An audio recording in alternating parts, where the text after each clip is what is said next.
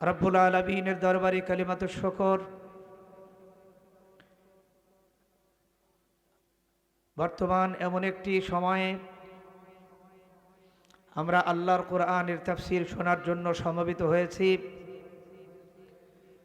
যেই সময়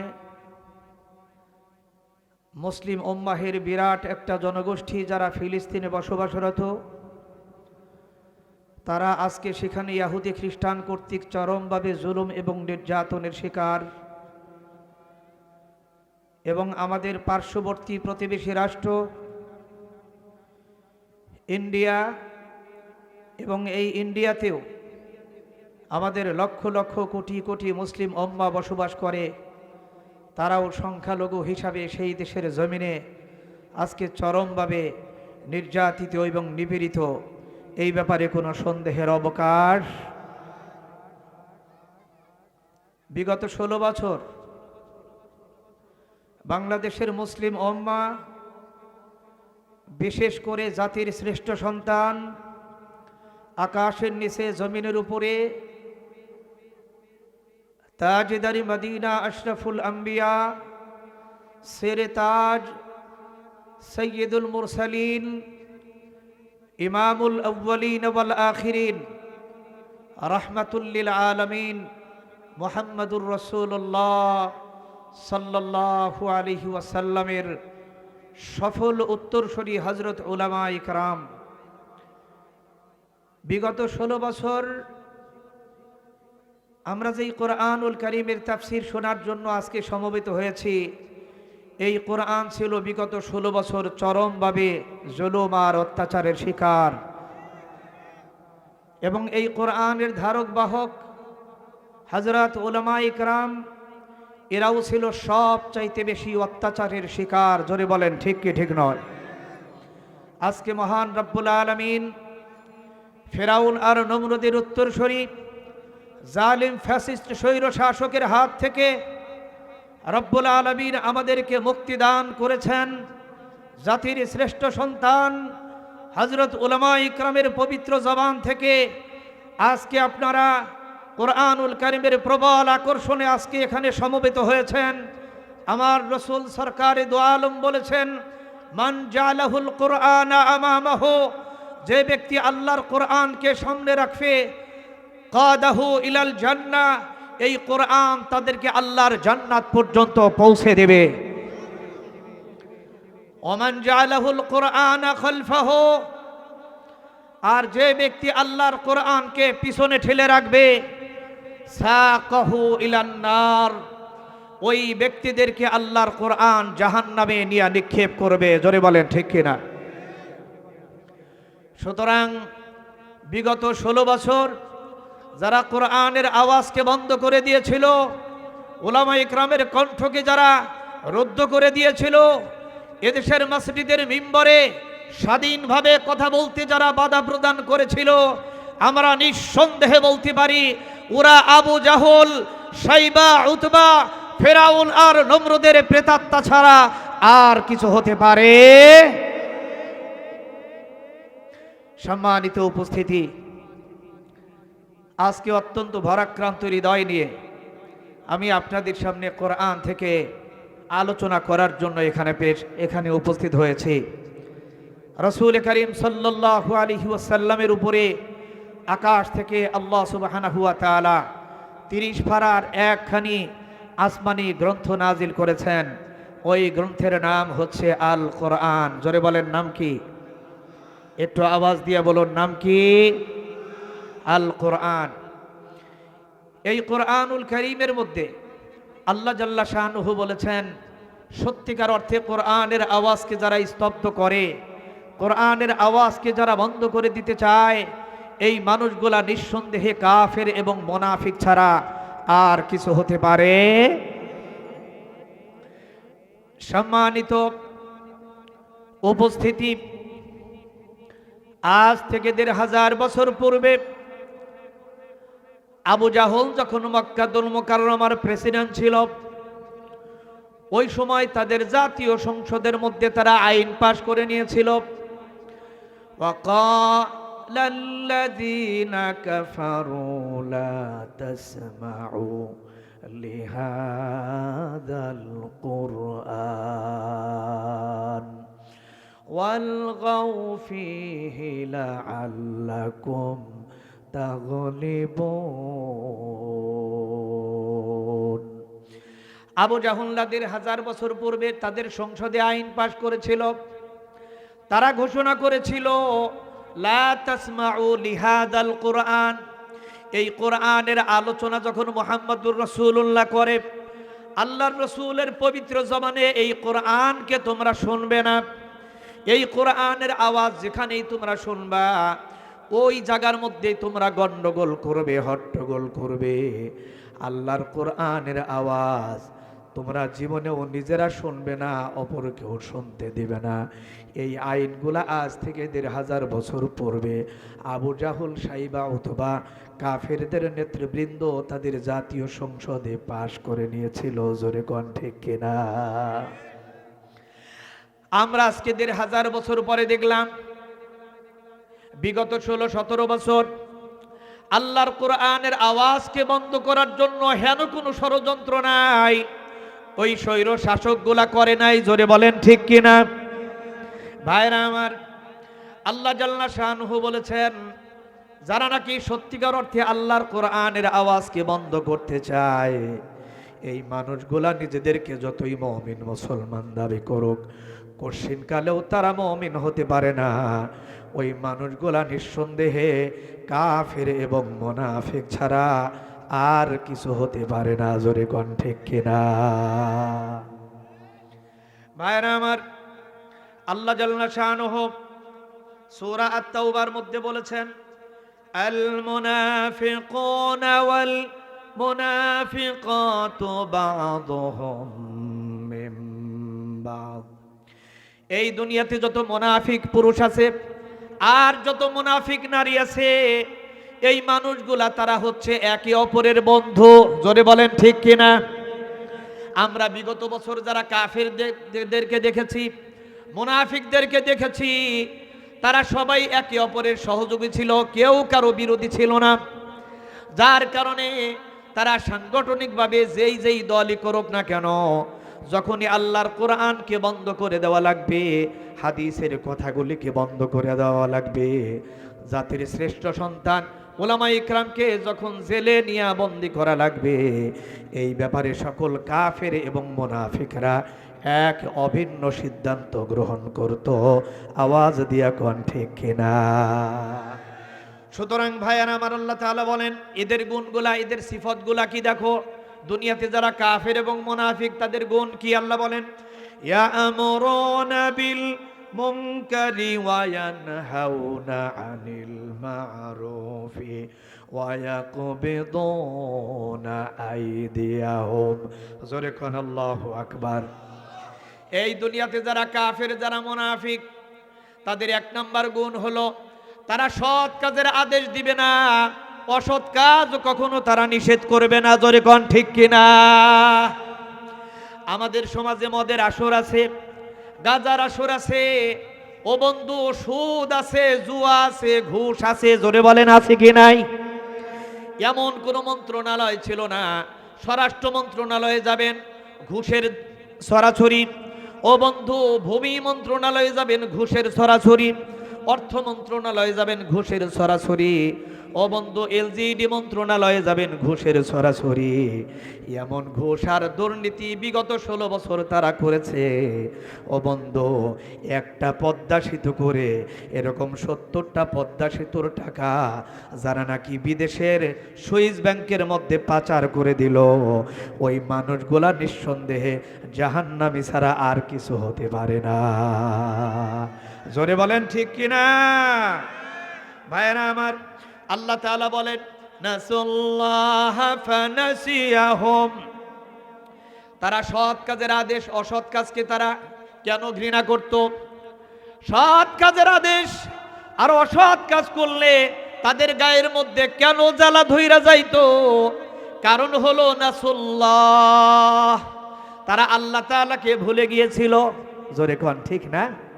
তারা কাকে ভুলে গেছিল? আরো জোরে কয় না কাকে? কারণ সত্যিকার অর্থে মুসলমান যিনি, মুমিন যিনি, উনি কখনো আল্লাহ তাআলাকে ভুলতে পারে? কারণ মুসলমান মনে করে এই জীবন জীবন নয়, এরপরে আরো একটা জীবন আছে।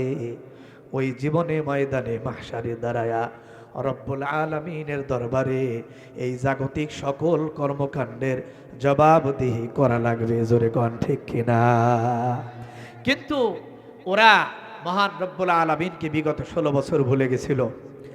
আমরাও তাদেরকে বহুবার বুঝাইছি, বহু লোকদেরকে আমরা নসিহত করেছি, তারা বলেন রাখেন আপনার আল্লাহ, নাউজুবিল্লাহ কোন, রাখেন পরকাল, সে তো অনেক পরে, এখন নগদ যা পাও হাত পেতে না, ও বাকির কথাই শূন্য। এই কথাগুলো তারা বলতো, কারণ তারা ছিল মুনাফিক। জোরে বলেন তারা কি ছিল? আরো জোরে বলতে হবে, কি? মুনাফিক। আল্লাহ তাআলা বলেন নাসুল্লাহ,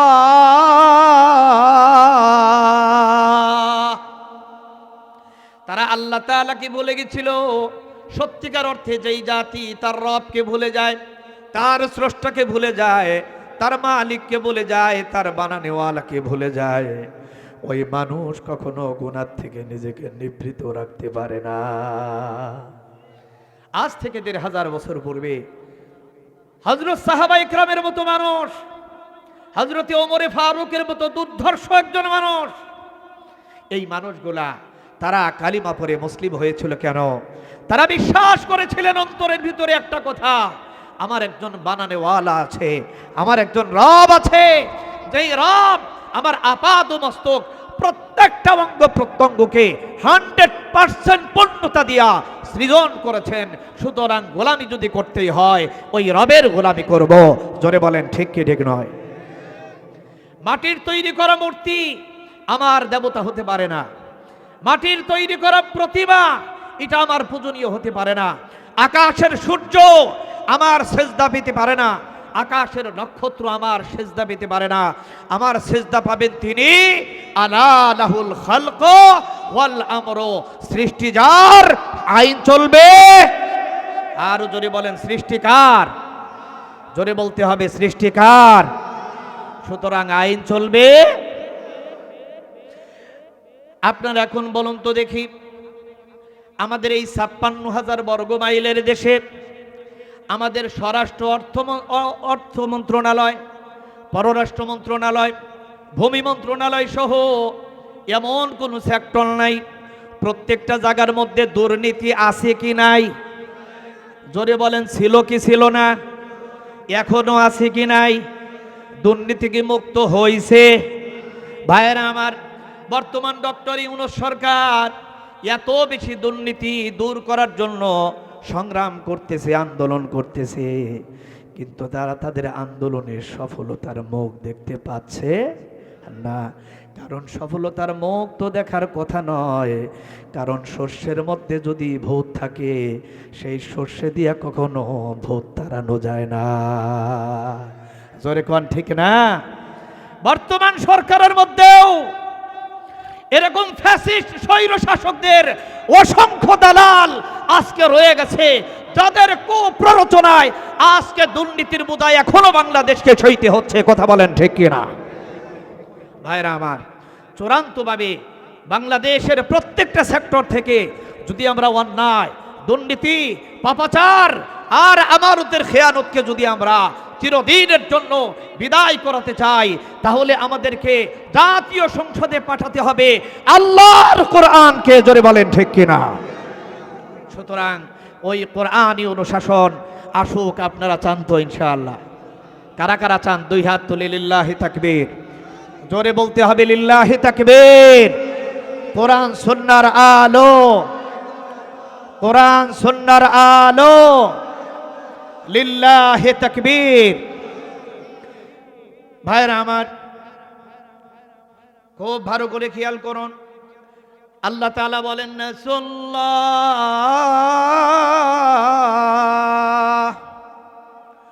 মুমিন কখনো আল্লাহ তাআলাকে ভুলে না।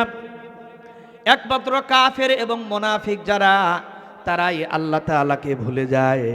শুধু আল্লাহ তাআলাকেই ভোলে না, বরং আল্লাহ বলেন নাসুল্লাহ ফানাসিয়াহুম, শুধু আমি আল্লাহকেই তারা ভুলে যায় না, বরং তারা নিজেরাও নিজেদেরকে ভুলে যায়। নিজেরাও নিজেদেরকে ভুলে যায়, এমন ভাবে ভুলে যায়, হ্যাঁ, ওর অস্তিত্ব কোত্থেকে আসলো, ও কতদিন বাঁচবে, কেমনে চলবে, কোন মালিকের কাছে ওকে দাঁড়াতে হবে, সেই কথাও আর কোনো মনে থাকে না। ওদের চোখের সামনে যারা থাকে ওরা তাদেরকে রব মনে করা আরম্ভ করে। কথা বলেন ঠিক কিনা? বিগত 16 বছর তো তাই দেখলাম, এমন ভাবে দেবতাকে পূজা করছে, এত বছর মনে হইতেছে যে উনি ওদের রব, এত বছর তাই মনে হয়েছে। কিন্তু ভাইয়েরা আমার, খুব ভালো করে খেয়াল করেন, আল্লাহ তাআলা বলছেন ইন্নাল মুনাফিকিনা হুমুল ফাসিকুন।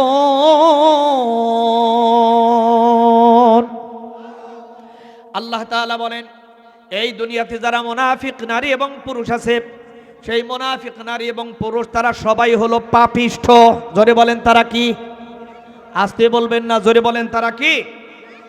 আল্লাহ তাআলা বলেন ওয়া'আদাল্লাহুল মুনাফিকিনা ওয়াল মুনাফিকাতি ওয়াল কুফারা নারা জাহান্নামা খালিদিনা ফিহা।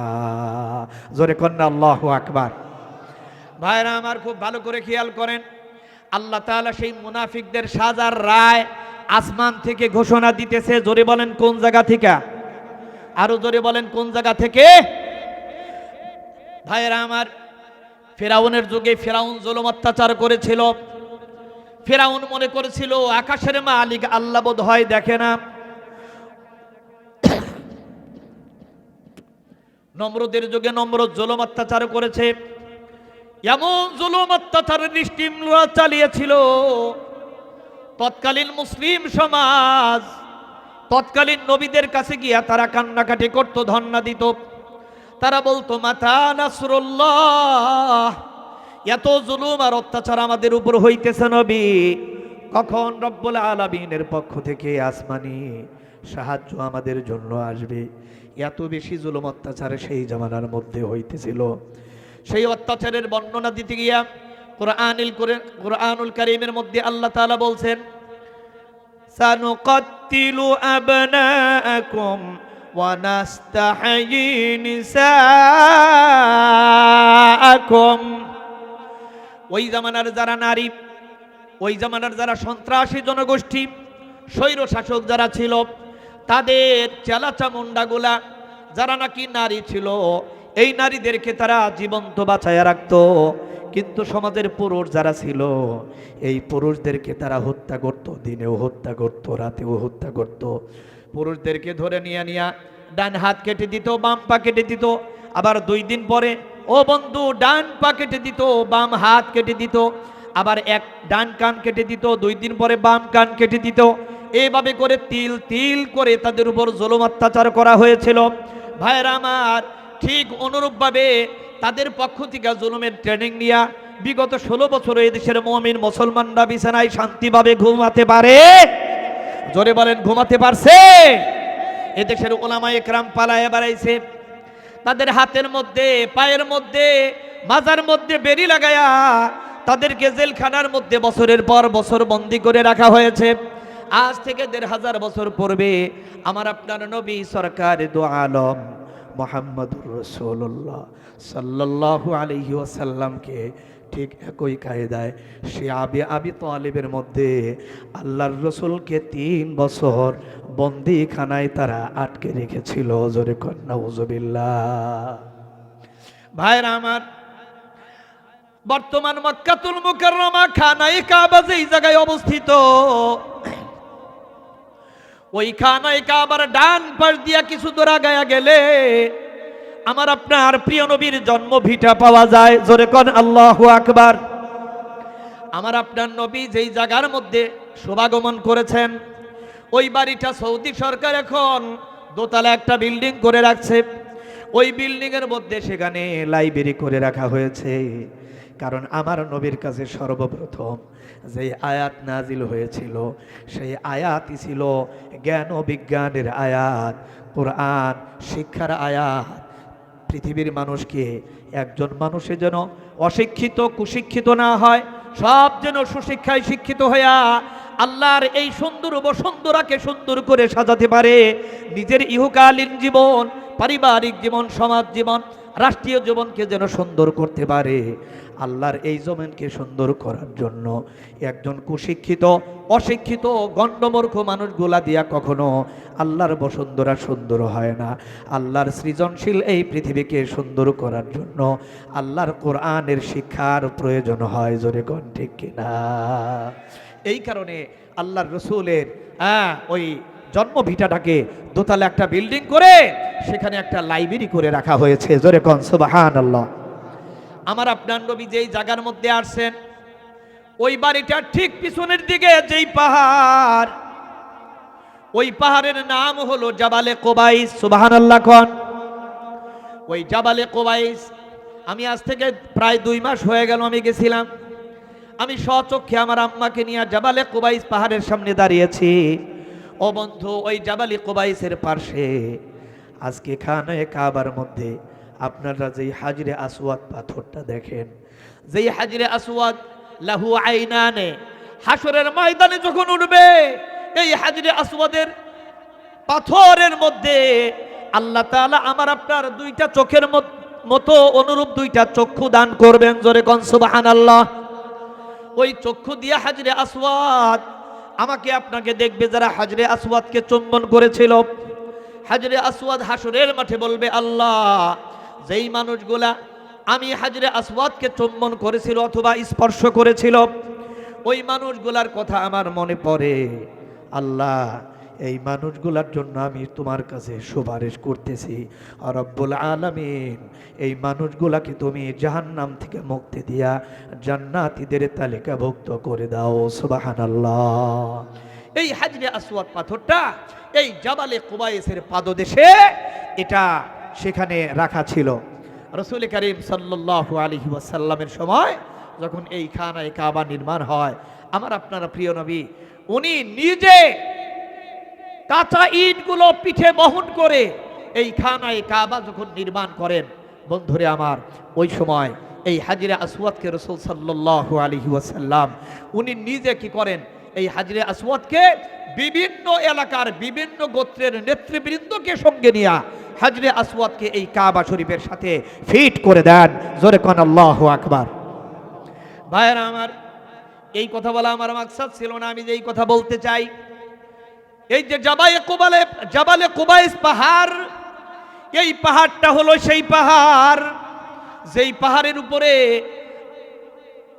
কাফের বেঈমান মুশরিকরা আমার রসুলের সামনে উপস্থিত হইয়া তারা বলছিল, পয়গম্বর মুহাম্মদ, তুমি যে আমাদেরকে কালিমার দাওয়াত দাও, তুমি যে আমাদেরকে বলো আমরা যেন প্রতিমা পূজা না করে আল্লাহর পূজা করি, আর আমরা যেন তুমি মুহাম্মদুর রাসূলুল্লাহকে মাইনা নেই, তুমি যে আমাদেরকে বলছো, ও মুহাম্মদ, তুমি আবার বলেছো এই কোরআনকে আমরা যদি জীবন বিধান রূপে গ্রহণ করি তাহলে রব্বুল আলামিন আমাদেরকে জাহান্নামের আগুন থেকে মুক্তি দিয়ে দিবেন। সুবহানাল্লাহ কোন। মুহাম্মদ, তুমি বলেছো, তোমার কথাই আমরা ঈমান আনতে পারি। যদি ওই যে আসমানের মধ্যে একটা চাঁদ দেখা যায়, ওই চাঁদকে যদি আঙ্গুলের ইশারায় দ্বিখণ্ডিত করে দেখাতে পারো তাহলে আমরা চেষ্টা করে দেখব কালিমা পড়ে মুসলমান হওয়া যায় কিনা। সুবহানাল্লাহ কোন। আল্লাহর রাসূল সাল্লাল্লাহু আলাইহি ওয়াসাল্লাম ওই জাবালে কুবাইসের উপরে দাঁড়ায়া আল্লাহর নবী সাল্লাল্লাহু আলাইহি ওয়াসাল্লাম ওই আকাশের চন্দ্রের দিকে হাত দিয়ে শাহাদাত আঙ্গুলি উঁচু করলেন। উঁচু করে উনি বললেন, এ আকাশের চাঁদ, তুমি আল্লাহ তাআলার নির্দেশে 2 খণ্ডে বিভক্ত হয়ে যাও। সুবহানাল্লাহ। আল্লাহ তাআলা বলছেন, ইকতারাবাতিস সাআতু ওয়ানশাক্কাল কমার। সুবহানাল্লাহ কোন। আল্লাহ তাআলা নিজে সেই ঘটনার বিবরণ দিচ্ছেন মুহাম্মদ সাল্লাল্লাহু আলাইহি ওয়াসাল্লামের হাতের ইশারায়। আজ থেকে আজ আমাদের মাথার উপরে যে আকাশ দেখা যায়, এই আকাশের শূন্যমার্গে যেই চন্দ্রটা দেখা যায় রাতের বেলায় যায় চাঁদ উঠে, এই চাঁদটা আল্লাহর রসুলের ইশারায় দুইটা টুকরা হইয়া একটা টুকরা ও বন্ধু সাফা পাহাড়ের উপরে চলে যায়, আর একটা টুকরা ওই মারুয়া পাহাড়ের উপরে চলে যায়। আওয়াজ দিয়ে বলুন সুবহানাল্লাহ। রসুলের এই মুজিজা দেখে তৎক্ষণাৎ অনেকগুলো কাফের কালিমা পড়ে ইসলামের সুশীতল ছায়ার নিচে তারা আশ্রয় গ্রহণ করে। জোরে কোন সুবহানাল্লাহ। এই যে জাবালে কুবাইস পাহাড়, এই জাবালে কুবাইস পাহাড়ের যেই তলদেশ, এই তলদেশটা বর্তমান মক্কাতুল মুকাররমায় যেই খানায়ে কাবা, এতে কিছুটা নিচু, ভূমি নিচু। আল্লাহর রাসূল এবং হযরত সাহাবায়ে কেরাম প্রথম এই কাফের বেঈমান মুশরিকদের জুলুম অত্যাচার স্বীকার করতে করতে এক পর্যায়ে ওনারা যখন কালিমার দাওয়াত ব্যাপকভাবে প্রচার করতে থাকলেন, তখন মুসলমানদের কালিমার দাওয়াতকে স্তব্ধ করে দেওয়ার জন্য আমার নবী এবং সাহাবায়ে কেরাম সহ এই জাবালে কুবাইস পাহাড়ের পাদদেশে, এটাকেই বলা হয় শিআবি আবি তালেব, এই জায়গার মধ্যে আল্লাহর রসুলকে 1 বছর নয়, 2 বছর নয়, 3 বছর আল্লাহর রসুল কারাগার বরণ করে থাকেন। ওই কারাগার চলাকালীন অবস্থায় খাদ্য নাই, পানীয় নাই, পানির পিপাসায় ছটফট করে সাহাবায়ে কেরাম মারা যায়। আমার নবী সাল্লাল্লাহু আলাইহি ওয়াসাল্লামেরও খাবার ছিল না। হযরত সাহাবায়ে কেরাম এবং রাসূল সাল্লাল্লাহু আলাইহি ওয়াসাল্লাম ইসলামের জন্য, ঈমানের জন্য, আল্লাহর কোরআন প্রতিষ্ঠার জন্য আল্লাহর নবী এতটাই কষ্ট করেছেন। নবী বলেন ওই শিআবি আবি তালিবের মধ্যে আল্লাহর নবী যতদিন জেলখানার মধ্যে আবদ্ধ ছিলেন, ওই সময় আল্লাহর নবী ওই জায়গার ঘাসের টুকরাগুলো, গাছের শিকলগুলো আল্লাহর নবী চিবায়া চিবায়া খায়া কোনো রকম ক্ষুধা নিবারণ করার চেষ্টা করেছেন। জোরে কোন সুবহানাল্লাহ। ভাইরা আমার, মুসলমান হওয়াও তো সহজ কথা নয়, মুমিন হওয়াও তো সহজ কথা নয়। আসাদুন নাসি বালাউল আম্বিয়া, এই পৃথিবীতে সবচাইতে দামি মানুষ ছিল নবীরা। জোরে বলেন কারা? একটু জোরে বলতে হবে কারা? সুম্মাল আমসাল, এরপরে নবীর পরের যুগের মানুষ মানে সাহাবায়ে কেরাম। সুম্মাল আমসাল, এরপরে সাহাবায়ে কেরামের পরের যুগের মানুষ মানে তাবিঈ যারা, এভাবে করে তারপরের যুগের মানুষ। তাইলে আমি বোঝাতে চাইলাম এই আকাশের নিচে জমিনের উপরে সবচাইতে দামি মানুষ ছিল নবীরা। আওয়াজ দিয়ে বলেন কারা? আরো জোরে বলতে হবে কারা? এই কারণে আল্লাহর রাসূল বলেন ফাইন কানা ফি দীনিহি সালাবা, দুনিয়াতে যার ঈমান যত মজবুত হয় ওই ব্যক্তিদের ঈমানি পরীক্ষা তত বেশি কঠিন হয়ে যায়। যার ঈমান যত মজবুত তাদের ঈমানি পরীক্ষা তত বেশি কঠিন। যার কারণে নবীরা যেহেতু পৃথিবীর সর্বশ্রেষ্ঠ মানুষ ছিলেন, এই কারণে নবীদের পরীক্ষা আমার আপনার চাইতে কঠিন হয়েছে না সহজ হয়েছে? জোরে বলেন কঠিন না সহজ? এমন কঠিন হয়েছে হযরতে ইব্রাহিম আলাইহিস সালাতু ওয়াস সালামকে এই ঈমানের কথা বলতে গিয়া তাকে আগুনের মধ্যে নিক্ষিপ্ত হতে হয়েছে। জোরে বলেন ঠিক কিনা? হযরতে ইব্রাহিম আলাইহিস সালাতু ওয়াস সালামকে হযরতে মূসা আলাইহিস সালাতু ওয়াস সালাম এই ঈমানের কথা বলার কারণে হযরতে মূসা আলাইহিস সালাতু ওয়াস সালাম মিশর থেকে দেশান্তরী হইয়া উনি অন্য দেশে চলে গেছেন। ভাইরা আমার, এভাবে ইতিহাস খুঁজেন। হযরতে আদম আলাইহিস সালাতু ওয়াস সালাম উনিও পরীক্ষা দিয়েছেন। হযরতে ইউসুফ আলাইহিস সালাতু ওয়াস সালাম উনি নিজের দেশ থেকে দেশান্তরী হইয়া অন্য দেশে চলে গেছেন। হযরতে শুআইব আলাইহিস সালাতু ওয়াস সালাম, হযরতে ইউসুফ আলাইহিস সালাতু ওয়াস সালাম, হযরতে দানিয়াল আলাইহিস সালাতু ওয়াস সালাম সহ এমনকি আমার আপনার নবী মুহাম্মদুর রাসূলুল্লাহ সাল্লাল্লাহু আলাইহি ওয়াসাল্লাম সহ সকল নবী পরীক্ষা দিয়েছেন। পরীক্ষা ছাড়া আল্লাহর জান্নাতের মালিক কেউ হতে পারবে না। জোরে কোন ঠিক কিনা? ভাইরা আমার, এই কারণে আপনারা যারা নামাজ পড়েন, আপনারা যারা কোরআন মানেন, আপনারা যারা রাসূলের হাদিস মানেন, আপনারা যারা ইসলামের উপর অবিচল থাকতে চান, আপনাদের উপর জুলুম আসবে, অত্যাচার আসবে, নির্যাতন আসবে, প্রয়োজনে দেশান্তরে।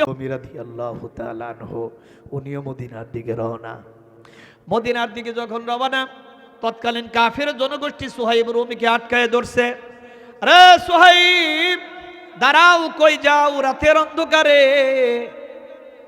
হযরতে সুহাইব রুমি বলে, যেই দেশে আল্লাহর রাসূল নাই ওই দেশে সুহাইব রুমি থাকতে পারে না। জোরে কোন সুবহানাল্লাহ।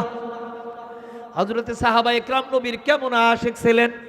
মুহাম্মদুর রাসূলুল্লাহ যেই জমিনে নাই, আমরা সাহাবা ইকরাম সেই জমিনে থাকবো না। তখন মক্কার কাফের জনগোষ্ঠী বলল, সুহাইব, এই মক্কাতে যতগুলো মানুষ সম্পদশালী পয়সাওয়ালা, সেই মানুষগুলোর মধ্যে তুমি একজন। কয় তাতে তোমাদের কি? কয় তুমি যাইতে পারো, কিন্তু তোমার পয়সা মুহাম্মাদের জন্য নিয়ে যাইতে দিব না। ভাইরা আমার, শুনলে আশ্চর্য হবেন, এই সরকার পতন হওয়ার পরে দেখেছি আমাদের উলামা ইকরামের সম্পদগুলো নিয়ে এই দেশে যারা নাকি হেফাজতের আন্দোলন করত, যারা নাকি কোরআনের পক্ষে কথা বলতো, যারা নাকি মসজিদের ইমাম, মাদ্রাসার হুজুর, এই সমস্ত উলামা ইকরামের ব্যাপারে তারা অলরেডি ভিতর থেকে সিদ্ধান্ত নিয়ে ফেলছিল। এই সমস্ত উলামা ইকরামের বাড়িঘর, বাড়িটায় যেই জমিনের উপরে আছে ওই ভূমির কাগজপত্র সব তো এখন অনলাইনে দেওয়া আছে। এই হুজুরদেরকে আমাদের সংগঠন করার জন্য চাপ দিয়ে দাও, আমাদের আইন কানুন তাদের সামনে পেশ করো। যদি তারা আমাদের ফ্যাসিস্ট আইন কানুন যদি তারা মানে তাইলে তো ভালো, অন্যথায় এই হুজুরের বাড়ির ডকুমেন্ট যা কিছু আছে কাগজপত্র, সমস্ত কাগজপত্রগুলোকে আর রাষ্ট্রীয়ভাবে তোমরা ক্রয় করে দাও। এদেশের মুমিন মুসলমানদের, এদেশের উলামা ইকরামের জাতীয় সম্পদগুলিকে তোমরা রাষ্ট্রীয়ভাবে তোমরা করায়ত্ত করে ফেলো। এদেশের উলামা ইকরামকে ভাতে মারো, কাপড়ে মারো, চুবায়া মারো, এভাবে যদি কষ্টের পর কষ্ট দিতে থাকো তাইলে এদেশের জমিনে ওই হিন্দুত্ববাদ আর মোদির অপষড়যন্ত্র আমরা বাস্তবায়ন করতে পারবো। জোরে কন নাউজুবিল্লাহ। এই অপষড়যন্ত্রগুলো তারা করেছিল, কিন্তু আল্লাহ তাআলা বলেন, ওয়ামাল্লাহু বিগাফিলিন আম্মা ইয়ামালুয যালিমুন। আল্লাহ বলেন, তোমার রব আল্লাহ তাআলা উনি কিন্তু বেখবর নন। আকাশ থেকে প্রত্যেকটা ষড়যন্ত্রের জবাব রচনা করা হবে। জোরে কোন ঠিক কিনা? ভাইরা আমার, এমন ভাবে এই ষড়যন্ত্রের জবাব আসছে, বাংলাদেশের 17 কোটি মানুষ চাইল পদত্যাগ। আল্লাহ বললেন, না, তোদের ফতোয়া ভুল। জোরে কোন ঠিক কিনা? আল্লাহ কয় পদত্যাগ করলে হক আদায় হবে না, দেশ ত্যাগ করাইতে হবে। কথা কন না, ঠিক না? আল্লাহ ত্যাগ পদত্যাগ হবে না, দেশ ত্যাগ। আল্লাহ তাআলা লাঞ্ছনা সহগরের দেশ ত্যাগ করায় দিলেন। কারণ কোরআনের বিরুদ্ধে অবস্থান যাদের, তারা আল্লাহর দুশমন, তারা রাসূলের। জোরে বলেন ঠিক কি ঠিক নয়? আরো জোরে বলতে হবে ঠিক কিনা? ভাইরা আমার, সামনে সজাগ থাকতে হবে। আগেই বলেছিলাম এই জমিন কিন্তু আল্লাহর। জোরে বলেন জমিন কার? আরো জোরে বলেন জমিন কার? সুতরাং আইনও চলবে। ভাইরা আমার, আজকে আমরা নেতা নির্বাচন করা ভুলে গেছি। আল্লাহ তাআলা বলছেন, ওয়া ইয ক্বালা ইব্রাহিমু বিকালিমাতিন ফাআতাম্মাহুন্না। ভাইরা আমার, হযরত ইব্রাহিম আলাইহিস সালাতু ওয়াস সালাম একের পর এক পরীক্ষা দিয়া যখন নাকি উনি বারবার ফাইনাল উত্তীর্ণ হয়ে গেলেন, ফাইনাল উত্তীর্ণ হওয়ার পরে আল্লাহ তাআলা বললেন, ইব্রাহিম তুমি আজকে পাশ করেছো। ক্বালা ইন্নী জাইলুকা লিন-নাসি ইমামা। আল্লাহ তাআলা বলেন, ইব্রাহিম তুমি যেহেতু পরীক্ষায় পাশ করেছো, এই কারণে আমি আল্লাহ তাআলা মুসলিম মিল্লাতের নেতা বানায়া তোমাকে কবুল করে নিলাম। জোরে কোন সুবহানাল্লাহ। সুবহানাল্লাহ কোন একটু। তাহলে আমাদের ইব্রাহিম আলাইহিস সালাতু ওয়াস সালাম উনি অনেকগুলো পরীক্ষা দেওয়ার পরে এরপরে রব্বে কারীমের পক্ষ থেকে নেতৃত্বের ফয়সালা এসেছে। বলা হয়েছে, ইন্নী জাইলুকা লিন-নাসি ইমামা। হে ইব্রাহিম, আমি তোমাকে মুসলিম জাতির নেতা বানায় দিলাম। আল্লাহু আকবার কোন। আর একটু জোরে কোন না, আল্লাহু আকবার। ভাইরা আমার, বর্তমান জামানায় আমরা তো নেতা নির্বাচন করাও আমরা ভুলে গেছি, জোরে বলেন ঠিক কিনা। বর্তমান জামানায় যারা নেতা হয় তাদের অধিকাংশের জীবনে নামাজ নাই। কথা বলেন আছে? আসতে কবেন না আছে? জোরে বলেন আছে? নামাজ নাই, তবে রোজা বোধহয় আছে, রোজাও নাই, হাজ নাই, যাকাত নাই। ও বন্ধু, তাদের জীবনে মাদক আছে কি নাই? ফেন্সিডিল আছে কি নাই? বাবা ট্যাবলেট আছে কি নাই? শুধু কি খায় নাকি অন্যদেরকেও খাওয়ায়? ও বন্ধু, নিজে শুধু গুনাহ করে না, সমস্ত গুনাহের উৎস হলো তারা, জোরে কোন ঠিক কিনা। সুতরাং বাংলাদেশে এই বেনামাজিরা যতদিন নেতৃত্বে থাকবে, বেরোজাদাররা যতদিন নেতৃত্বে থাকবে, দেশের টাকা বিদেশে পাচারকারীরা যতদিন নেতৃত্বে থাকবে, ততদিন বাংলাদেশের আকাশ এবং জমিনের মধ্যে কখনো নারায়ে তাকবীর, আল হাদিসের আলো, আল কোরআনের আলো, নারায়ে তাকবীর। দুনিয়ার মুসলিম এক হও, জিহাদ করো। ভাইরা আমার, তো আপনাদের সামনে বলতেছিলাম, আমরা যাদেরকে নেতা নির্বাচন করি, একটা সমাজের নেতা, খালি সমাজ না, একটা পরিবারের যিনি নেতৃত্ব দেবেন, এই মানুষটা যদি আল্লাহওয়ালা হয়ে যায়, তাহলে ওই গোটা পরিবারটাই আশা করা যায় আল্লাহওয়ালা হবে। জোরে বলেন ঠিক কিনা, একটু কথা বলেন ঠিক কিনা। সুতরাং সমাজের নেতৃবৃন্দ যারা আছে, সমাজপতি, এই মানুষগুলা যদি নামাজি হয়ে যায়, এই মানুষগুলা যদি তাকওয়াওয়ালা হয়ে যায়, এই মানুষগুলা যদি গুনাহমুক্ত হয়, তাহলে আশা করা যায় ওই সমাজও আস্তে আস্তে ও বন্ধু আল্লাহওয়ালা সমাজ হিসাবে প্রতিষ্ঠিত হবে। সুবহানাল্লাহ। ভাইরা আমার, একজন মানুষ যদি নেতা হতে হয়, তাহলে তার মধ্যে কমপক্ষে 3টা গুণ দরকার। জোরে বলেন কয়টা? 1 নাম্বার হলো ঈমান। জোরে বলেন কি? আরেকটু জোরে বলেন। 2 নাম্বার হলো তাকওয়া। তাকওয়া মানে গুনাহমুক্ত জীবন। 3 নাম্বার হলো আদল ও ইনসাফ, ন্যায় পরায়ণতা থাকা লাগবে, ইনসাফ থাকা লাগবে।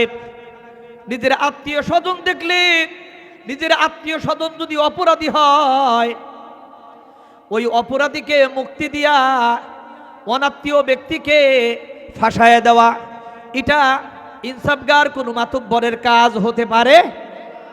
আমাদের সমাজে, আমাদের রাষ্ট্রে এই ধরনের আইনি এত বছর চালু ছিল। বন্ধুরা আমার, হাজার হাজার লক্ষ লক্ষ কোটি কোটি টাকা দুর্নীতি করে আমরা তাদেরকে দেখেছি বুক ফুলে রাস্তাঘাটে ঘুরে বেড়াতে। আর যেই মানুষগুলার জীবনে কোনো দুর্নীতি ছিল না, যেই মানুষগুলার জীবনে কোনো অন্যায় ছিল না, যেই মানুষগুলা অন্য একটা মানুষকে খুন করা তো দূরের কথা, একটা গালিও দেয় নাই, একটা ছোঁয়াও দেয় নাই, সেই মানুষগুলাকে হাতে পায়ে রশি বেঁধে কারাগারে বন্দী করে রাখা হয়েছে। জোরে বলেন ঠিক কিনা। ভাইরা আমার, আল্লাহ তাআলা তাদের ব্যাপারে বলছেন, ওয়া'আদাল্লাহুল মুনাফিকিনা ওয়াল মুনাফিকাত।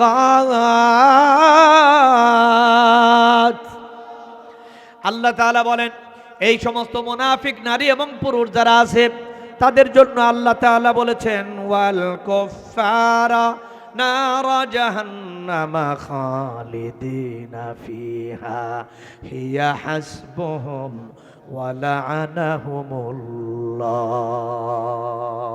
জোরে কোন আল্লাহু আকবার। আল্লাহ তাআলা বলেন, এই মুনাফিক নারী এবং পুরুষ এবং এই কাফেরের দালাল জনগোষ্ঠী যারা, এই মানুষগুলা যাবে আল্লাহর বানানো জাহান্নামের আগুনে। জোরে কোন ঠিক কিনা। আগুনে যায় ক্ষান্ত হবে না। আল্লাহ বলেন, লাআনাহুমুল্লাহ।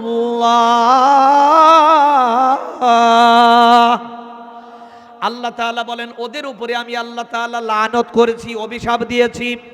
হিয়া হাসবুহুম, ওই জাহান্নামের শাস্তি ওদের জন্য ফাইনাল আযাব। জোরে কোন ঠিক কিনা। আর অপর দিক দিয়ে যারা মুমিন, তাদের গুণগান করে আল্লাহ বলেন, ওয়াল মুমিনুনা ওয়াল মুমিনাতু বা'দুহুম আউলিয়াউ বা'দ। আল্লাহ বলেন তোমরা যারা পড়েছো আশহাদু আল্লাহ ইলাহা ইল্লাল্লাহু ওয়া আশহাদু আন্না মুহাম্মাদান আবদুহু ওয়া রাসূলুহু। সুবহানাল্লাহ কোন একটু। এই কালিমা যারা পড়বে এবং অন্তরে বিশ্বাস করবে এরা হচ্ছে মুমিন। জোরে বলেন এরা কি? আমরা তো পড়েছি সবাই, তাই না? সুতরাং আমরাও কি? আরেকটু জোরে বলেন না, আমরা কি? মুমিন। ভাইয়েরা আমার, আল্লাহ তাআলা বলেন যারা মুমিন পুরুষ এবং মুমিন নারী, সেই আমেরিকাতে বসবাস করুক, চায়নায় বসবাস করুক, লন্ডনে বসবাস করুক, বাংলাদেশেই বসবাস করুক, সকল দেশের সকল মুমিন আমরা একে অপরের ভাই। সুবহানাল্লাহ কোন। আমরা সবাই একে অপরের কি লাগি? আর একটু জোরে বলেন কি লাগি? সুতরাং ভাই যদি আক্রান্ত হয়, ভাইয়ের কলিজার মধ্যে আঘাত আসবে কি আসবে না? সুতরাং ইন্ডিয়ার মুসলমানরা যদি আক্রান্ত হয় আমাদের কষ্ট লাগবে কি লাগবে না? আজকে ফিলিস্তিনের মুসলমানরা তারা জুলুম অত্যাচারের শিকার, আমাদের মুসলমানদের কলিজার মধ্যে কষ্ট আছে কি নাই? ভাইরা আমার, ওই যে ইসরায়েলের কাফের জনগোষ্ঠী, ও বন্ধু, এমনকি আমেরিকার প্রেসিডেন্ট জো বাইডেন, বর্তমান ডোনাল্ড ট্রাম্প সহ আমাদের প্রতিবেশী রাষ্ট্র ভারত, এই ভারতের মোদি, সন্ত্রাসী মোদি, এরা সকলেই ইসরায়েলের মুসলমানদের প্রতি, ইসরায়েলের পক্ষ থেকে ফিলিস্তিনের নির্যাতিত মুসলমানদের প্রতি যেই গণহত্যা চালানো হয়েছে, এই গণহত্যার পক্ষে তারা সকল সন্ত্রাসী প্রেসিডেন্টরা রায় ঘোষণা করেছে। জোরে কোন ঠিক কিনা? ভাইয়েরা আমার, আমরা তাদের বিরুদ্ধে কিছু করতে পারতেছি না, কিন্তু আল্লাহ তাআলা বলেন আমি কিন্তু অন্ধ নই, আমি কিন্তু আকাশ থেকে তোমাদের প্রত্যেকটা অপকর্ম দেখতেছি। আল্লাহ তাআলা বলেন ফ্যাসিস্টকে এই বছর বাংলাদেশ থেকে সরায় দিলাম। ওই যে ইসরায়েলের প্রেসিডেন্ট, ও বন্ধু, নেতানিয়াহু, জালিম সন্ত্রাসী নেতানিয়াহুর পক্ষে যারা নাকি সাফাই গাইছিল আমেরিকা সরকার, লোকেরা ভাবছিল এই আমেরিকার বিরুদ্ধে কেউ আঙ্গুল তুলে কথা বলতে পারে না, এদের বিচার করার ক্ষমতা এই পৃথিবীতে কারো নাই। কিন্তু আমরা বিগত এক সপ্তাহের মধ্যে দেখলাম ওই আমেরিকার নিউ ইয়র্ক শহরের মধ্যে আল্লাহ তাআলা জমিন থেকে দাবানল উঠায়া গুঠায় আমেরিকাকে সারখার করে দিছে। জোরে কোন ঠিক কিনা? একটা বাড়ি নয়, দুইটা বাড়ি নয়, প্রায় 10,000-এরও বেশি বাড়িঘর জ্বালায়া সারখার করে দিছে। এখনো পর্যন্ত সেই আগুন থামে নাই। আপনারা কি মনে করেন আল্লাহ বোধ হয় দেখে না? আরো জোরে বলেন দেখে কি দেখে না? সুতরাং ভাইয়েরা আমার, যে আল্লাহ তাআলা দেখেন, যে আল্লাহ তাআলা বুঝেন, আমরা যারা মুমিন মুসলমান, আমরা কিন্তু ওই রব্বে কারীমের গোলাম। আমরা কিন্তু ওই দেবতার কাছে বিচার দেই না, আমরা কিন্তু চন্দ্র সূর্যের কাছে বিচার দেই না, আমরা সরাসরি বিচার দেই আসমানের মালিকের কাছে। জোরে কোন ঠিক কিনা? আল্লাহ তাআলা আমাদের কথা শুনেন, আমাদেরকে পুরস্কারে পুরস্কৃত করেন এবং করবেন ইনশাআল্লাহ। আরো জোরে কয় না ইনশাআল্লাহ? আল্লাহ বলেন তোমরা যারা মুমিন তোমরা হলে একে অপরের ভাই। এই কারণে তোমাদের একটা দায়িত্ব আছে, ইয়া আমরুনা বিল মারুফি ওয়া ইয়ানহাউনা আনিল মুনকার। জোরে কোন আল্লাহু আকবার। তুমি যখন তোমার পরিবারে, তোমার সমাজে তুমি যখন দেখবে কোনো নিষিদ্ধ কাজ হইতেছে, তুমি যখন দেখবে দুর্নীতি হইতেছে, তুমি যখন দেখবে এদেশের মানুষ ফ্রেশ খেলে, টাকা নষ্ট করে, তুমি যখন দেখবা কিছু ছেলেরা বসে বসে মাদক সেবন করে জীবন নষ্ট করতেছে, তুমি যখন দেখবা নারী সমাজ উলঙ্গ হয়ে রাস্তাঘাটে হাঁটতেছে, এই কাজগুলো অন্যায় পাপাচার, এরকম পাপ কাজ দেখলে যারা মুমিন তাদের দায়িত্ব হলো ইয়ামুরুনা বিল মারুফ ওয়া ইয়ানহাউনা আনিল মুনকার। তারা সৎ কাজের আদেশ দিবে আর অসৎ কাজে তারা বাধা প্রদান করবে। জোরে কোন ঠিক কিনা? আমরা সৎ কাজের আদেশ দেব, অসৎ কাজে কি করব? বাধা প্রদান করব। এটা হলো মুমিনের কাজ। জোরে বলেন কাদের কাজ? আর একটু জোরে বলেন না কাদের কাজ? মুমিনদের কাজ। আজকে আমাদের সমাজের যুবক, আমাদের সমাজের বৃদ্ধ, আমরা যদি সবাই কর্মসূচি হাতে নেই, আমাদের সমাজের মধ্যে কোনো দুর্নীতি আমরা হইতে দেব না, কোনো পাপের কাজ চলতে দিব না। আমাদের দেশের বিয়ের আসরে ঢোল বাদ্য হয় কি হয় না? আওয়াজ দিয়ে বলেন, হয় কি হয় না? ওই যে উথুলি বাজার থেকে আর পরে বাজার থেকে ডেক সেট কিনা এনে এনে বাজানো হয়। আমার অনেক বৃদ্ধ বাবারা আছে, মায়েরা আছে, হার্টের রোগী, এই মানুষগুলা ডেক সেটের আওয়াজ তারা বেশিক্ষণ সইতে পারে না। ঢাকা সিটিতে পত্রিকায় রিপোর্ট করা হয়েছে এই ডেক সেটের আওয়াজের কারণে অনেক শিশু হার্ট ফেল করে মারা গেছে। জোরে কোন ঠিক কিনা? তাহলে ভাইরা আমার, আমরা এই দেশের যুব সমাজ, আমাদের সমাজের নেতৃবৃন্দরা যারা আছে, আমাদের রাজনৈতিক নেতৃবৃন্দ যারা আছে, তারা যদি সকলে ঐক্যবদ্ধ সিদ্ধান্ত নেয়, আমার সমাজে যদি কোনো অন্যায় হয়, জুলুম হয়, অত্যাচার হয়, আমরা সকলেই ঐক্যবদ্ধভাবে রুখে দিব। আমরা এই অন্যায় অত্যাচার আমরা চলতে দিব না। তাহলে ইনশাআল্লাহ আমাদের সমাজে শান্তি প্রতিষ্ঠিত হইতে বেশি সময় লাগবে। আরো জোরে বলেন, সময় লাগবে। আল্লাহ তাআলা আমাদেরকে তৌফিক দান করেন, সকলেই বলুন আমিন। আরেকটু জোরে বলুন আমিন। তাহলে মুমিনের কাজ কি? তারা সৎ কাজের আদেশ দেবে আর অসৎ কাজ থেকে মানুষকে কি করবে? বারণ করবে। 3 নাম্বার, ওয়ায়ুকিমুনাস সালাহ।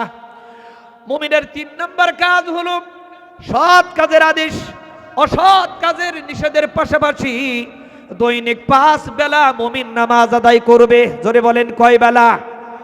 আরো জোরে বলেন না, কয় বেলা?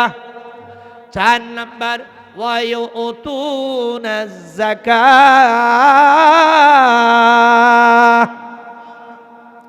4 নাম্বার কর্মসূচি হলো এই মুমিনদের ভিতরে যাদের টাকা হয়ে গেছে, আল্লাহ তাআলা যাদেরকে পয়সার মালিক বানাইছেন, ওই মানুষগুলাকে যাকাত দেওয়ার জন্য আদেশ করবে। যাকাত দিতে হবে, যাকাত। আজকে আমাদের সমাজের অধিকাংশ ধনীরা যাকাত দেয় না। যাকাত ভিত্তিক অর্থনীতি আমাদের দেশে চালু নাই। আজকে যে আপনি 5 বেলা নামাজ পড়েন, আপনি যে টাকা পয়সা দান করে আল্লাহর ঘর মসজিদ বানান, আপনি যে প্রত্যেক বছর হাজ করেন, যত ইবাদত বন্দেগী আপনি করুন না কেন, আমার আপনার ইনকাম সোর্স যদি হারাম হয়, তাহলে হারাম ইনকাম দিয়া আমি যদি ডাউল কিনা খাই, হারাম ইনকাম দিয়া আমি যদি বড় বড় মাছ কিনা রক্ত মাংস বানাই, আমি যদি হারাম উপার্জন দিয়া গরুর গোশত খায়া নিজে যদি এরকম 5 মন ওজনের মালিক হয়ে যায়, ও বন্ধুরে, সেজদায় যাবেন, ওই সেজদা কখনো আরশে আজিমের দরবারে যাবে না। জোরে কোন ঠিক কিনা? ভাইরা আমার, ইবাদত কবুল হবার জন্য হালাল কামাই শর্ত, হালাল ইনকাম শর্ত। আজকে আমাদের সমাজের অধিকাংশ মানুষ হালাল ইনকাম করে না, তারা হারাম উপায়ে উপার্জন করে। ভাইরা আমার, কিছু মানুষ তারা চাঁদাবাজি করে। আরে ভাই, চাঁদাবাজি করা এটা তো হারাম। আপনি চাঁদাবাজি করে রক্ত মাংস বানাবেন, হ্যাঁ, এই রক্ত মাংসওয়ালা শরীর আল্লাহর জান্নাতে কখনো প্রবেশ করবে না। ভাইরা আমার, এই কারণে আল্লাহ তাআলা বলেন, ওয়ায়ুতুনাজ যাকাতা ওয়ায়ুতিউনাল্লাহা ওয়া রাসূলাহ। আল্লাহ তাআলা বলেন তোমরা যাকাত দিবা, কিন্তু আল্লাহর নবী বলেন কিয়ামত যখন সন্নিকটে এসে যাবে, ওই সময় আজ যাকাতু মাগরামা, যাকাত দেওয়াকে এই দেশের মানুষ জরিমানা মনে করা আরম্ভ করবে। জরিমানা, কারণ শতকরা 2.5 টাকা যাকাত দেওয়া, 1025 টাকা যাকাত দিতে হবে। কেউ যদি 1 লক্ষ টাকার মালিক হয়, তাহলে তাকে 2,500 টাকা যাকাত দিতে হবে। কেউ যদি 1 কোটি টাকার মালিক হয়, তাহলে তাকে 2.5 লক্ষ টাকা গরিব দুঃখীকে দান করে দিতে হবে, বলেছেন আমার আপনার রব। জোরে বলেন কে? আরো জোরে বলতে হবে কে? ভাইরা আমার, এই যাকাত দেওয়াটা বর্তমান জামানার মানুষ ভুলে গেছে। আমরা অধিকাংশ মানুষ যাকাত আদায় করি না। যাকাত আদায় না করার কারণে আমাদের অনেক বড় বড় রোগ বিমার আমাদেরকে আক্রান্ত করে, অনেক বড় বড় বালা মুসিবত আমাদের সামনে চলে আসে। আইসা হাজার হাজার লক্ষ লক্ষ টাকা আমাদের পিছন দিক দিয়া চলে যায়। বন্ধুরে, আমরা যদি মালের যাকাত দিতাম, ফসলের ওসর যাকাত ওটাও যদি আমরা দিতাম, তাহলে কিন্তু আমরা বাকি যেই সম্পত্তিগুলা থাকতো, সেই সম্পত্তিগুলা আমরা যদি বক্ষণ করতাম, হালাল ভক্ষণ করা দেহের মধ্যে জটিল কোনো রোগ বাসা বাঁধে না, জোরে কোন ঠিক কিনা? হালাল খানেওয়ালা দেহের মধ্যে জটিল রোগ কি হয় না, বাসা বাঁধে না। ভাইরা আমার, হযরতে মুসা আলাইহিস সালাতু ওয়াস সালামের জামানায় এরকম একজন ধনী মানুষ ছিল, তার নাম ছিল কারুন। এই কারুনকে মুসা আলাইহিস সালাম বললেন, আহসিন কামা আহসানাল্লাহু ইলাইক। কারণ আল্লাহ তাআলা তোমাকে সম্পদ দিয়া যতটা তোমাকে আল্লাহ তাআলা ইহসান করেছেন, তুমি তোমার সম্পদের যাকাত গরিব দুঃখীকে দান করে ঠিক ওই কোয়ালিটির ইহসান তুমি আল্লাহর সৃষ্টিজীবের উপরে তুমি করো। তখন এই কারুন বলল, এই আমার দেশের জনগণ, তোমরা ভালো করে শুইনা লাও, যাইনা লাও, সবাই সমবেত হও। লোকেরা ঝাঁকে ঝাঁকে সেখানে সমবেত হলো। সমবেত হওয়ার পরে বলল, পয়গম্বর মুসা এতদিন বলছে মূর্তি পূজা করা যাবে না, আল্লাহর ইবাদত করা লাগবে, আল্লাহর গোলামি করা লাগবে। আর আজকে পয়গম্বর মুসা আলাইহিস সালামের নজর আমাদের সম্পত্তির উপর পড়ছে। সে এখন আমাদেরকে যাকাত দিতে বলে, সে বলে গরিব দুঃখীকে দান করতে, অথচ আমরা যেই সম্পদের মালিক হইছি, এই সম্পদ আমাদের বাহু বলে অর্জিত উপার্জন। পৃথিবীর কেউ আমাকে এই সম্পদ কামাইয়া দেয় নাই, আমি আমার নিজ বাহু বলে মাথার গাম পায়ে ফেলা এই সম্পদ উপার্জন করছি। কিন্তু মুসা আলাইহিস সালাতু ওয়াস সালাম বলে, এইটা তুমি তোমার বাহু বলে উপার্জন করো নাই, বরং আল্লাহ তাআলা তোমার দেহের মধ্যে যেই শক্তি দিছিল, হাত দিয়েছেন আল্লাহ তাআলা, চোখ দিয়েছেন আল্লাহ তাআলা, পা দিয়েছেন আল্লাহ তাআলা, দেহ দিয়েছেন আল্লাহ তাআলা, সুস্থ বুদ্ধি দিয়েছেন আল্লাহ তাআলা, ব্যবসা করার যোগ্যতা দিয়েছেন, জোরে বলেন কে?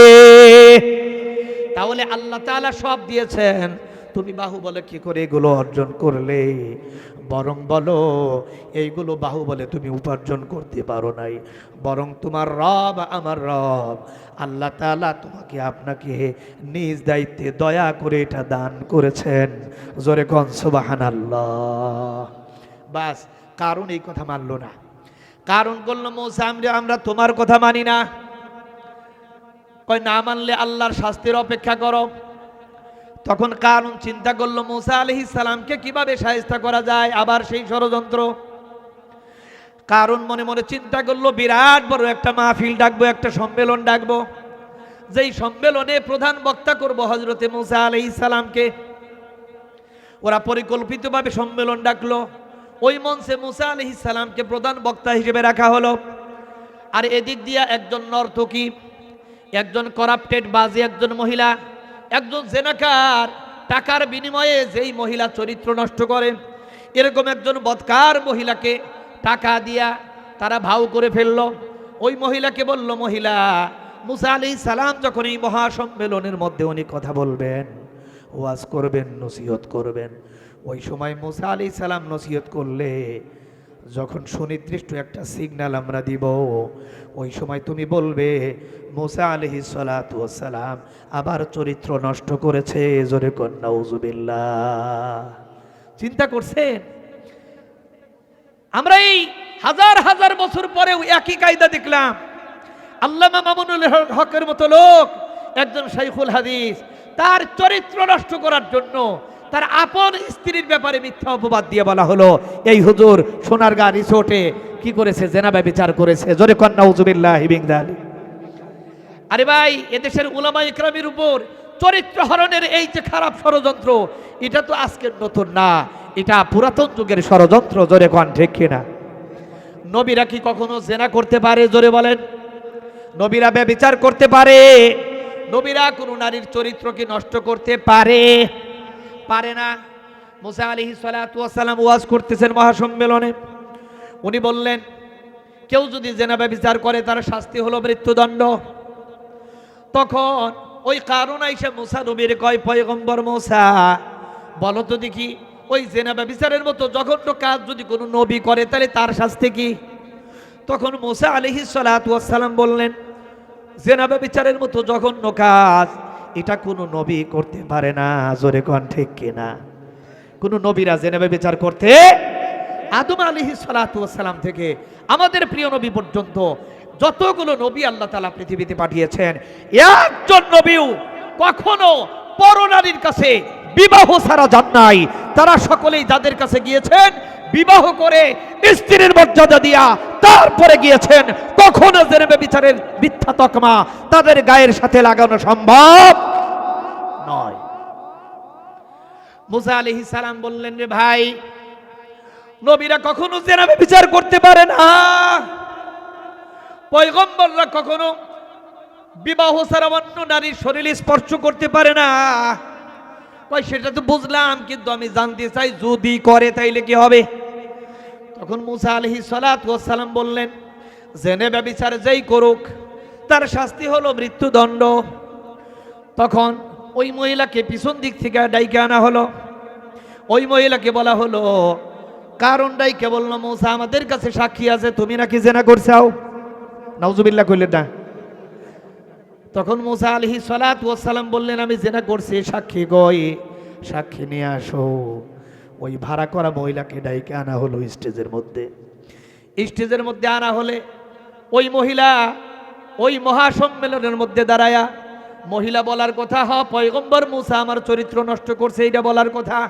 কিন্তু আল্লাহ তাআলার কি কুদরতি কারিশমা, ওই মহিলা সেখানে দাঁড়ায় বলতেছে, হে আমার জাতির লোকেরা, ভালো করে শুনে রাখো, নবীরা কখনো জেনা ব্যভিচার করতে পারে না। পয়গম্বর মুসাও আমার চরিত্র নষ্ট করে নাই, বরং ওরা টাকা দিয়ে ভাড়া কইরা পয়গম্বরের চরিত্র নষ্ট করে দেওয়ার জন্য, আমাকে একটা মিথ্যা সাক্ষী এখানে দেওয়ার জন্য ওরা নিয়ে আসছে। জোরে কন নাউজুবিল্লাহ। হযরতে মুসা আলাইহিস সালাতু ওয়াস সালামের বিরুদ্ধে এমন ষড়যন্ত্র যদি হয়, আপনারা কি মনে করেন মুসা আলাইহিস সালাতু ওয়াস সালামের শরীরের মধ্যে রাগ আসবে কি আসবে না? জোরে কয় না, আসবে কি আসবে না? আপনার বিরুদ্ধে আমার বিরুদ্ধে এমন মিথ্যা অপবাদ যদি কেউ দিত, তাহলে আমার আপনার কলিজার মধ্যেও কি উঠতো? রাগ উঠতো অবশ্যই। মুসা আলাইহিস সালাতু ওয়াস সালাম উনি আল্লাহ তাআলার কাছে একটা মেসেজ পাঠাইলেন, রব্বে কারীম, এই কারুন সহ কারুনের জনপদের ব্যক্তিবর্গ যারা আছে, তারা আমি পয়গম্বরের বিরুদ্ধে তারা মিথ্যা অপবাদ দিছে। আল্লাহ ভাই কি অপবাদ? কয় আল্লাহ, ওরা আমার বিরুদ্ধে জেনার অপবাদ আনছে, অথচ আমি এটা করি নাই। তখন পয়গম্বর মূসাকে আল্লাহ তাআলা বললেন, পয়গম্বর আপনি এখন আমার কাছে কি চান? পয়গম্বর মূসা আলাইহিস সালাতু ওয়াস সালাম বললেন, আল্লাহ গো, আমি এটার একটা চরম বিচার তোমার কাছে প্রার্থনা করতেছি। কয় বিচার তো চাইলা, তুমি আসলে কি চাও? কয় আল্লাহ, আমি এদের ফাঁসি চাই। কয় ফাঁসি চাওয়ার জন্য আমার পক্ষ থেকে কোনো সৈন্য পাঠাইতে হবে না, কোনো বিচারক পাঠাবার কোনো দরকার নাই, কারণ পৃথিবীতে সর্বশ্রেষ্ঠ মানুষ হলো নবীরা। নবীরাই হলো পৃথিবীর জমিনে সবচাইতে বড় বিচারক। জোরে কোন আল্লাহু আকবার। আর নবীরা যখন থাকবে না, নবীদের অ্যাবসেন্সে দুনিয়াতে সবচাইতে বড় বিচারক হবে হক্কানি আলেম ওলামা। জোরে কোন ঠিক কিনা? আজকে আমাদের দেশের আইনজীবীরা, অ্যাডভোকেট ব্যারিস্টার যারা হয়, তারা আইন শেখার জন্য ইউরোপ যায়, আমেরিকা যায়, লন্ডন যায়, কানাডা যায়। জোরে কোন ঠিক কিনা? অথচ আমি ব্যক্তিগতভাবে মনে করি, এমনকি আমাদের উলামা ইকরামও মনে করে, ও বন্ধু, ইনসাফ ভিত্তিক বিচার ব্যবস্থার আইন কানুন জানার জন্য বন্ধু ইউরোপ আমেরিকা যাওয়ার দরকার নাই, লন্ডন কানাডা যাবার দরকার নাই। আমাদের বাংলাদেশের বিজ্ঞ উলামা ইকরাম যারা আছে, এদের কাছে গিয়া আল্লাহর কোরআনের ইনসাফ ভিত্তিক ন্যায় বিচারের উসুল এবং আইনগুলা যদি শিখে নেয়, তাহলে তারা বিশ্বের দরবারে সবচাইতে বড় ব্যারিস্টার হিসাবে দাঁড়াইতে পারবে। জোরে কোন সুবহানাল্লাহ।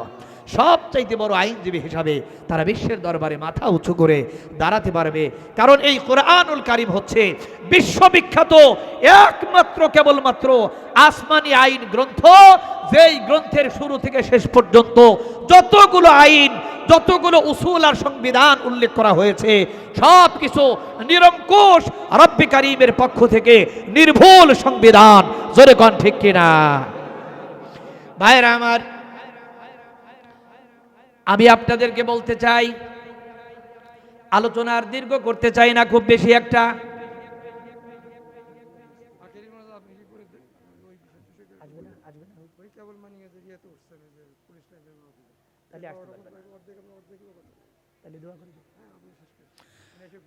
ভাইরা আমার,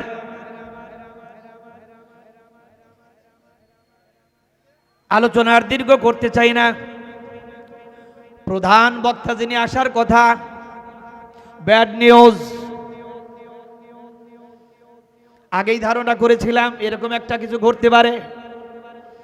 ভাইরা আমার, আলোচনা দীর্ঘ না করে এখনই মোনাজাত করে দিতে চাই। একটু বসেন, আমি কথাটা শেষ করি 2 মিনিটের মধ্যে। সেই কথাটা হলো, হযরতে মুসা আলাইহিস সালাতু ওয়াস সালামকে আল্লাহ বললেন, পয়গম্বর, আমি আল্লাহর পক্ষ থেকে কোনো সৈন্য সামন্ত পাঠাবার কোনো দরকার নাই। কয় তাইলে কি করব? কয় আপনি যেই মাঠের মধ্যে দাঁড়ায় দাঁড়ায় আপনি ওয়াজ করেছেন, ওই মাঠের মধ্যে যেই লোকগুলা যেই মাঠের মধ্যে দাঁড়ায় আছে, ওই মাঠের মাটিগুলাকে বলেন, ওই মাটি আমার এক একটা সৈন্য, এক একজন সামন্ত। ওই মাটিকে আদেশ দিয়ে দেন, ওই মাটি আপনার পক্ষ থেকে অ্যারেস্ট করে ফেলবে।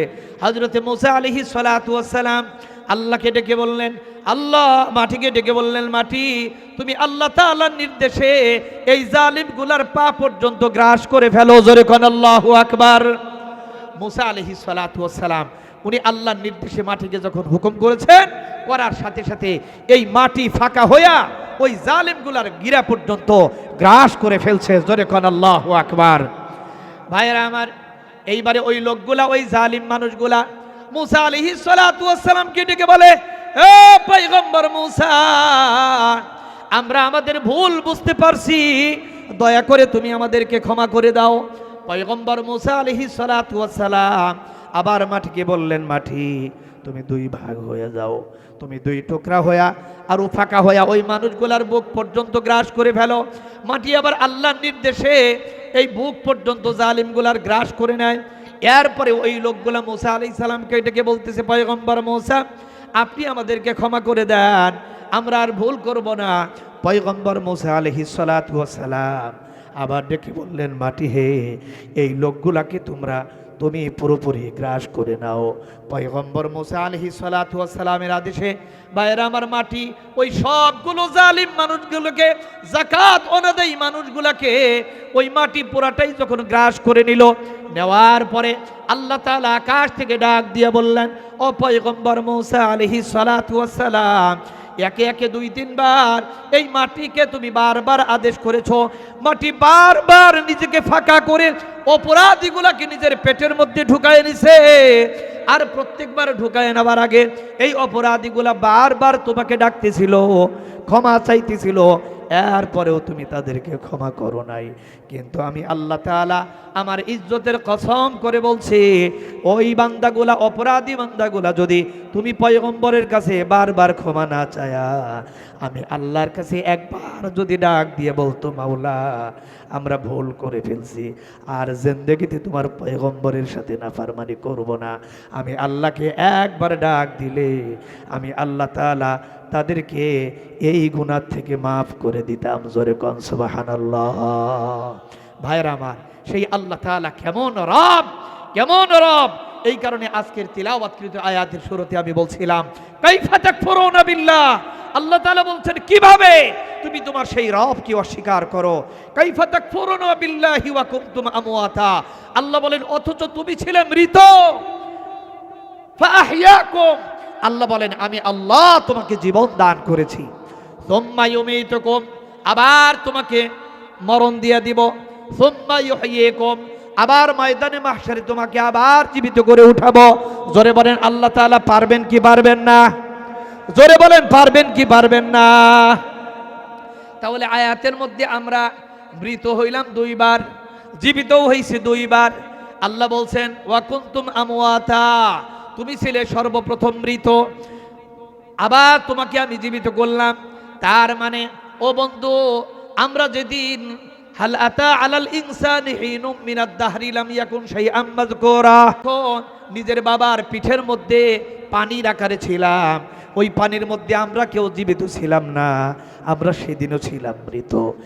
এরপরে ইদা দাখালান নুতফাতু ফির রহিম, মায়ের রেহিমের মধ্যে, মায়ের জরায়ুর মধ্যে বাবার সেই পানি যখন চলে আসলো, ওই জায়গার মধ্যেও আমরা ছিলাম মৃত। আল্লাহ তাআলা সেখানে আমাকে আপনাকে পাঠায়া সুম্মা মিন আলাকা, রক্তপিণ্ডে পরিণত করলেন। সুম্মা মিন মুদগা, এরপরে মাংসপিণ্ডে রূপান্তরিত করে আল্লাহ তাআলা আমাকে আপনাকে সুম্মা সুম্মা ইউখরিজুকুম তিফলা। একজন সুস্থ শিশু রূপে আল্লাহ তাআলা পৃথিবীর জমিনে জীবন দিয়ে পাঠালেন, জোরে কোন সুবহানাল্লাহ। তাহলে আমরা যেদিন আমরা নাপাক পানি ছিলাম, ওই সময় আমাদের কোনো পরিচয় ছিল না। আমি আব্দুর রহিম, আব্দুল করিম, চ্যাটার্জি, ব্যানার্জি, ভুইয়া, তারপরে মণ্ডল, ব্যাপারী কিছুই ছিলাম না। আল্লাহ বলেন তুমি তখন মৃত ছিলা, আবার তোমাকে আমি জীবন দিলাম। জীবন দেওয়ার পরে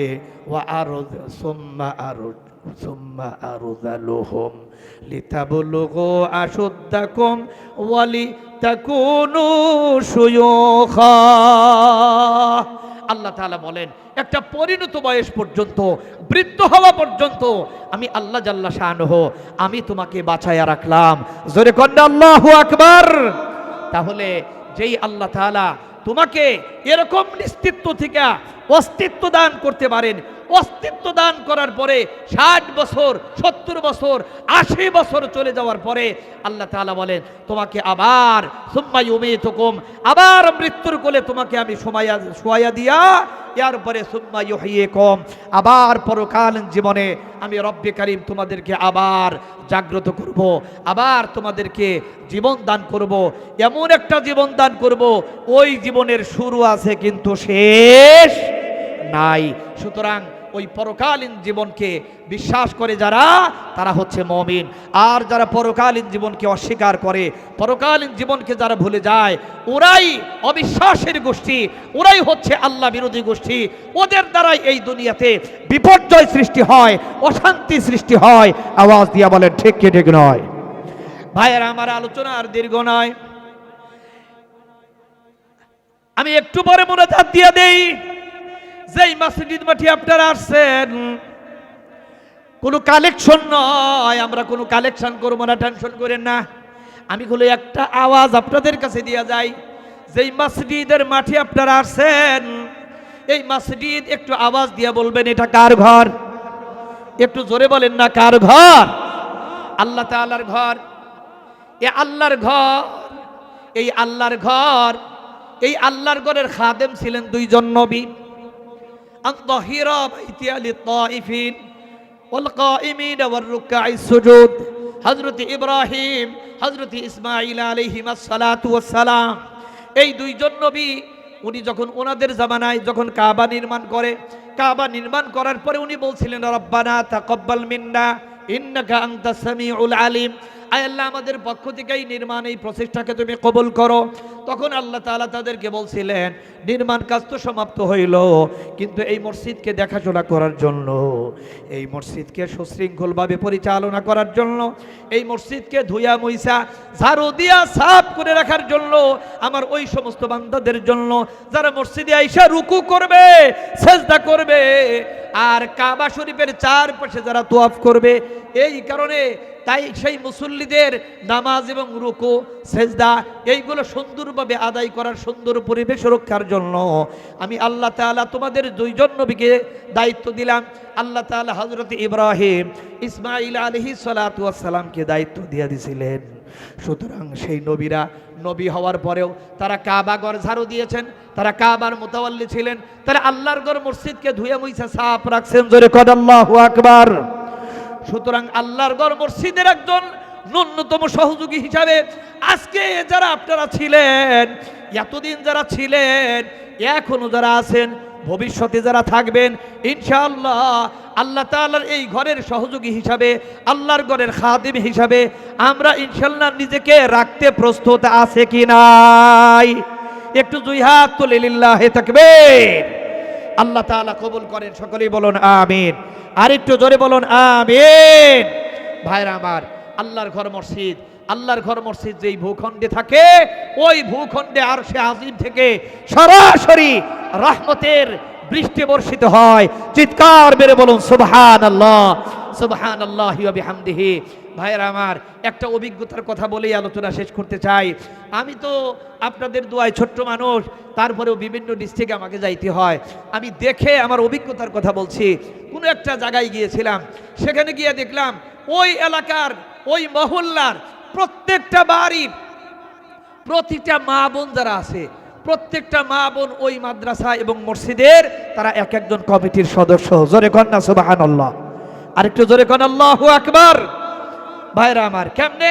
ওরা আমাকে বললো যে হুজুর খুব বেশি টাকা দিয়া না। হ্যাঁ, আল্লাহ তাআলা প্রত্যেকটা মানুষের দেহের মধ্যে 360টা জোড়া রাখছেন। জোরে বলেন কয়টা? 360টা জোড়া।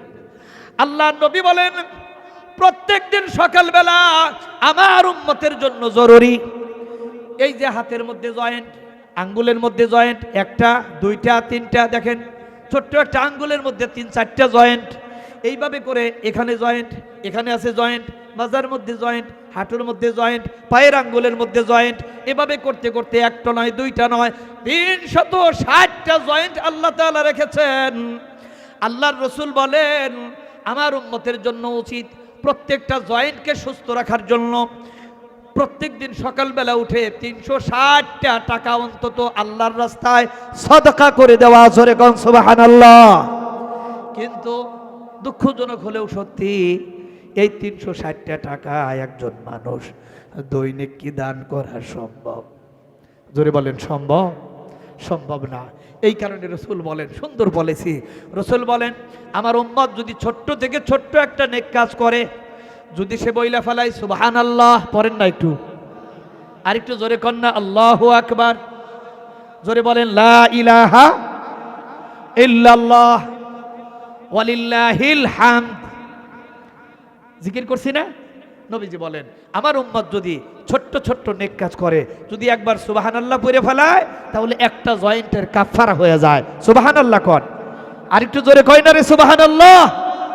ভাইয়েরা আমার, কেউ যদি কোনো স্বামী যদি তার স্ত্রীকে এক লুকমা ভাত খাওয়াইয়া দেয়, এটাও তো ভালো কাজ। নবী বলেন আর একটা জয়েন্টের কাফারা হয়ে যায়। সুবহানাল্লাহ কন। একজন স্ত্রী যদি ভালোবাসা একজন স্বামীর মুখের মধ্যে খাবার তুলে দেয়, খাবার তুলে দেয় নাই কিন্তু স্ত্রী রান্না বান্না করে স্বামীর সামনে খাবার উপস্থিত করে দিছে, একটা ভালো কাজ। এই ভালো কাজের দ্বারা স্ত্রীর একটা জয়েন্টের কাফারা হয়ে গেল। সুবহানাল্লাহ কন। ভাইরা আমার, আমি সেখানে দেখেছি আল্লাহ তাআলা 12টা মাস দিয়েছেন। এই 12টা মাসের এক একটা মাস 30 দিনে পরিপূর্ণতা লাভ করেন। প্রত্যেক দিনে যদি 1 টাকা করে দান করা হয়, তাহলে 30 দিনে 30 টাকা। জোরে বলেন না কয় টাকা? 30 দিনে মাত্র 30 টাকা। তাহলে 12 মাস, এই 12 মাসে প্রত্যেক মাসে যদি আপনি 30 টাকা করে দান করেন, 1 টাকা করে, তাহলে 12 মাসে যতগুলো টাকা হয় বন্দরে আমার প্রায় 360-65 টাকা হবে। আপনি যদি আমার মায়েরা, আমার বোনেরা, ও আমার পুরুষ ভাইরা, আমার যুবক ভাতৃবৃন্দ, তোমরা যারা কলেজ ভার্সিটিতে পড়াশোনা করো, প্রত্যেকের বাবা মা কিন্তু তোমাদেরকে টাকা দেয়, দৈনিক তোমাদেরকে রাস্তা খরচের জন্য টাকা দেয়। ওই টাকা দিয়ে তোমরা গোলগোলা খায়ো না। দৈনিক নিয়ত করো আমি আল্লাহর ঘরে এই মসজিদের একজন সদস্য থাকবো। সদস্য 1 টাকা দিয়া হইলেও, 1 টাকা দিয়ে যদি আমি সদস্য হই দৈনিক, তাহলে মাসে 30 টাকা।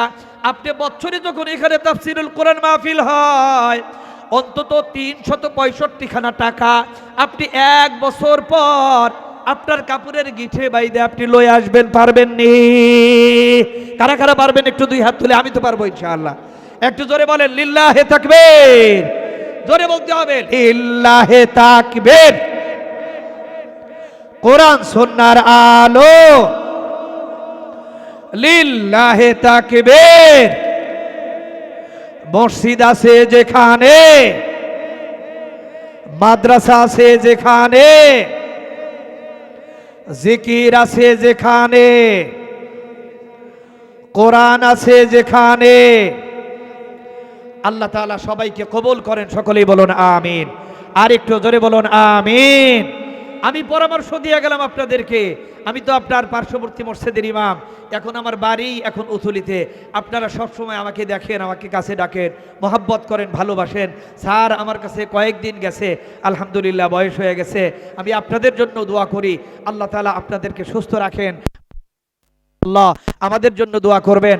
আর সামনে এই মসজিদটা ভেঙে এটা দোতলায় একটা মসজিদ করা হবে, আর একটু বেশি জায়গা জুড়ে ইনশাআল্লাহ।